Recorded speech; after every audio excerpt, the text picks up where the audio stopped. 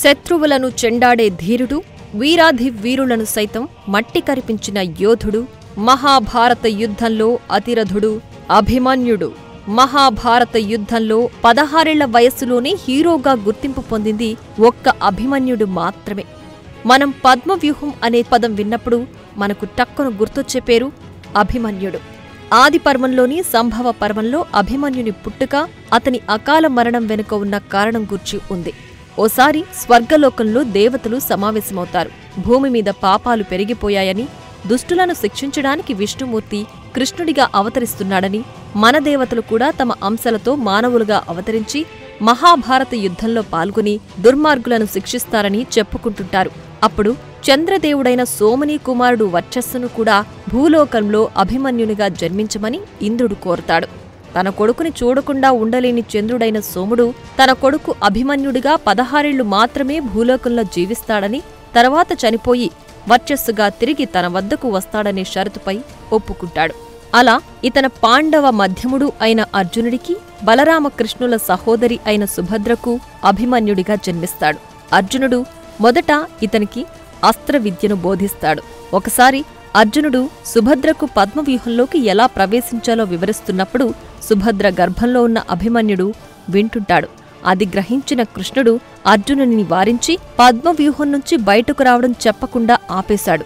ఆ కారణంగా పద్మవ్యూహంలోకి ప్రవేశించిన అభిమన్యుడు తిరిగి పద్మవ్యూహం నుంచి బయటకు రావడం ఎలాగో తెలుసుకోలేకపోయాడు.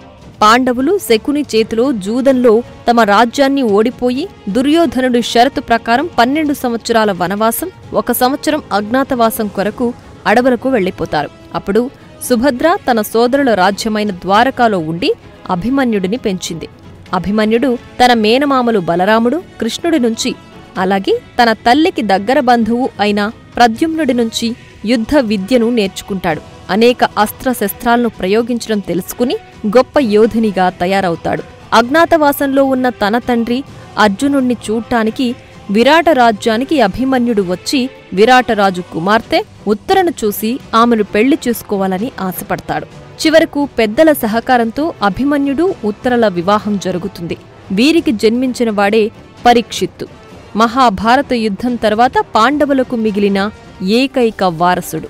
అయితే మహాభారతం ఉత్తరను అభిమన్యుని ఏకైక భార్యగా పేర్కొనగా, తెలుగు జానపద సినిమా శశిరేఖ పరిణయం ప్రకారం అభిమన్యుడు ఉత్తరను వివాహం చేసుకునే ముందు తన మామ బలరాముడి కుమార్తె శశిరేఖను, ఈమెను వత్సల అని కూడా పిలుస్తారు, వివాహం చేసుకున్నాడు. ఈ కథ ప్రకారం అభిమన్యుడు ద్వారకలో ఉంటూ శశిరేఖతో ప్రేమలో పడ్డాడు.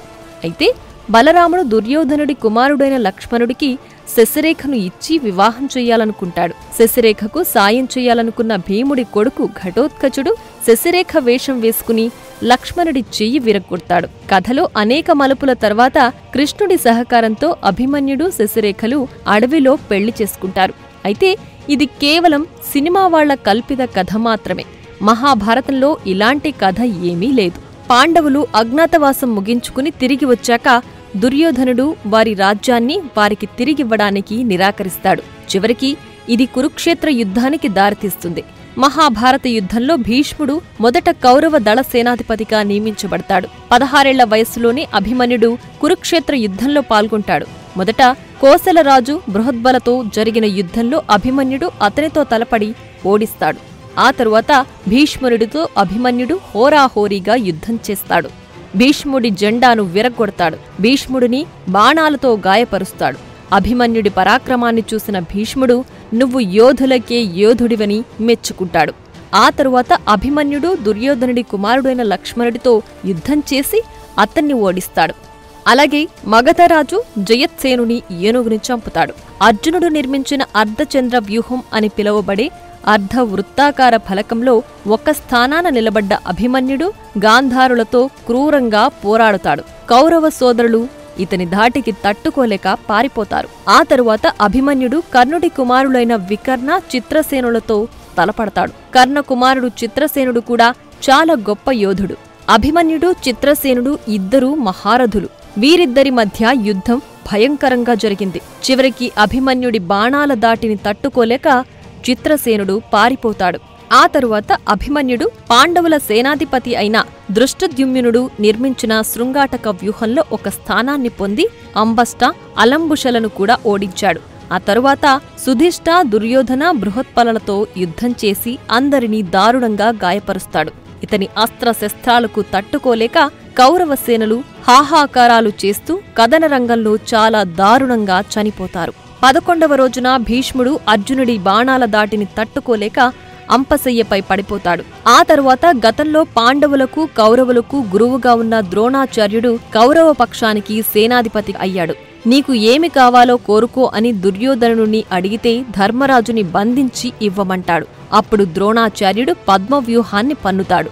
అర్జునుడు పద్మవ్యూహాన్ని ఛేదించగలడు కాబట్టి అర్జునుడి యుద్ధరంగం నుంచి వేరొక చోటికి మళ్లించమని దుర్యోధనుణ్ణి కోరుతాడు. 13వ రోజున అర్జునుడు సంసప్తకుల కోసం దక్షిణ దిక్కుగా వెళతాడు. అప్పుడు ద్రోణాచార్యుని నేతృత్వంలో కౌరవుల సైన్యం పద్మవ్యూహ శ్రేణిని ఏర్పాటు చేసుకుంది.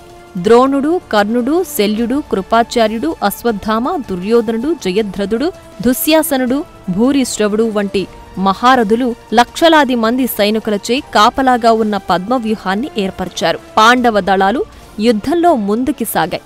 కాని పద్మవ్యూహం గురించి తెలియక పాండవ యోధులందరూ వెనక్కి తగ్గారు. అప్పుడు ధర్మరాజు అభిమన్యుడికి ఆ పనిని అప్పగించాడు.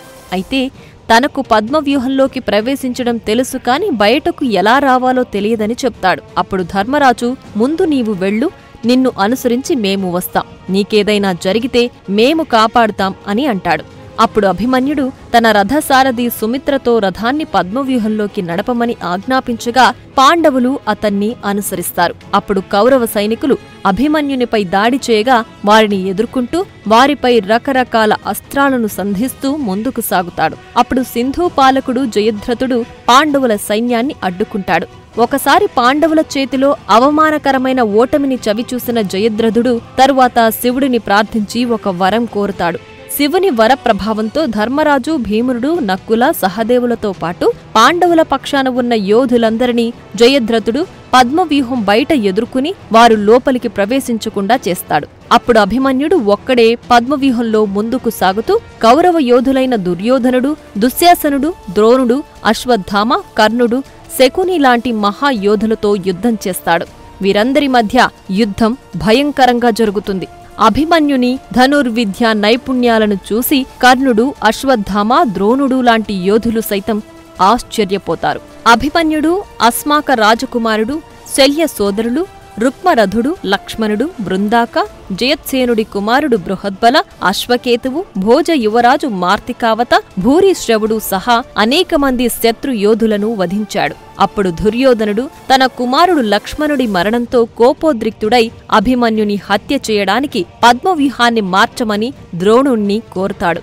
అప్పుడు శకుని యుద్ధ నియమాలను ఉల్లంఘించి అతనిపై ఏకకాలంలో దాడి చేద్దామని చెప్పగా ద్రోణుడు, కర్ణుడు, కృపాచార్యుడు, కృతవర్మ, అశ్వత్థామ, శకుని అనే 6 మహారథులు అభిమన్యునిపై దాడి చేస్తారు. అభిమన్యుడి చేతిలో ధనస్సు ఉన్నంత వరకు అతన్ని చంపలేమని భావించిన దుర్యోధనుడు కర్ణుణ్ణి అతని ధనస్సు విరగ్గొట్టమని చెబుతాడు. అప్పుడు కర్ణుడు దొంగచాటుగా అభిమన్యుడి చేతి ధనస్సును ఒక బాణంతో విరగ్గొడతాడు. వెంటనే కృపాచార్య, కృతవర్మలు అభిమన్యుడి రథసారథిని చంపుతారు. వారు అతని రథాన్ని పడగొడతారు.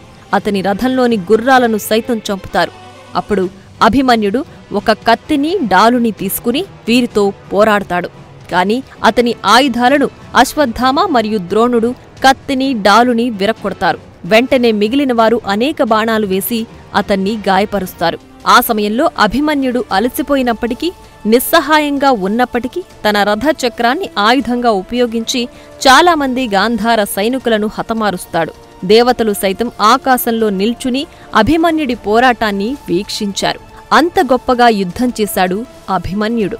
చివరకు దుశ్శాసనుడు తన గదతో దొంగచాటుగా అభిమన్యుడి తలపై కొట్టగా తీవ్ర రక్తస్రావమై కింద పడిపోతాడు. అప్పుడు జయద్రథుడు అభిమన్యుడి శరీరాన్ని కాలుతో తన్ని వీడు చచ్చాడు అంటూ వికటాట్టహాసం చేస్తాడు. మొత్తానికి అలా ఒక గొప్ప యోధుడు మహాభారత యుద్ధంలో చనిపోయి చరిత్రలో సువర్ణ అక్షరాలతో లిఖించబడ్డాడు. అయితే కొంతమంది వాదన ప్రకారం అభిమన్యుడు పుట్టేటప్పుడు పేగు మెడలో వేసుకుని పుడతాడని, మేనమామ శ్రీకృష్ణుడి గండంలో జన్మించాడని, అభిమన్యుడు బ్రతికుంటే కృష్ణుడు చనిపోతాడని, కాబట్టే అభిమన్యుడు పద్మవ్యూహంలోకి ప్రవేశించాడని సర్వామయుడైన ఆ శ్రీకృష్ణుడికి తెలిసినా అర్జునుడికి చెప్పకుండా దాచాడని అంటారు. ఏది ఏమైనప్పటికీ ఇది యోధులకి యోధుడైన అభిమన్యుడి చరిత్ర. For more videos like this, subscribe Big TV channel.